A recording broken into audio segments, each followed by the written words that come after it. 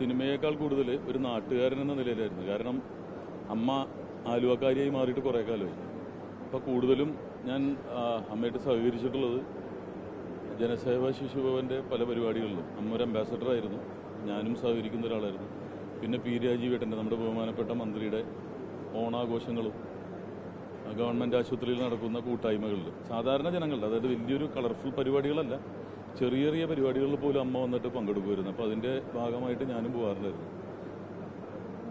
അപ്പോൾ എപ്പോഴും മലയാള സിനിമയ്ക്ക് എത്രയോ വർഷങ്ങളായിട്ടുള്ളൊരു അമ്മയാണ്. എപ്പോൾ കാണുമ്പോഴും മോനെ എന്നാണ് എല്ലാവരും വിളിക്കുന്നത്.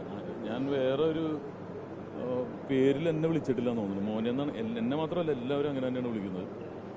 അപ്പോൾ ആലുവയ്ക്ക് വലിയൊരു നഷ്ടമാണ്. കാരണം ആലുവയിൽ ഏതൊരു ഫംഗ്ഷൻ ഉണ്ടായി, നമ്മുടെ നാട്ടിലെ ഏതൊരു പരിപാടി ഉണ്ടെങ്കിലും അമ്മ പങ്കെടുക്കാറുണ്ടായിരുന്നു. കുറച്ചു കാലമായിട്ട് ആരോഗ്യത്തിൻ്റെ പ്രശ്നം കാരണം പങ്കെടുക്കാറുണ്ടായിരുന്നില്ല. പക്ഷെ അല്ലാതെ ജനറൽ ഹോസ്പിറ്റലിലെ ബ്ലഡ് ഡൊണേഷൻ ക്യാമ്പാണെങ്കിലും, ബഹുമാനപ്പെട്ട മന്ത്രിയുടെ പരിപാടിയാണെങ്കിലും, MLA യുടെ പരിപാടിയാണെങ്കിലും, അൻവർ സാദത്തിൻ്റെയൊക്കെ പരിപാടികൾക്ക് വീട് കൊടുക്കുന്ന കുറേ പരിപാടികളുണ്ട് ആലുവയിൽ.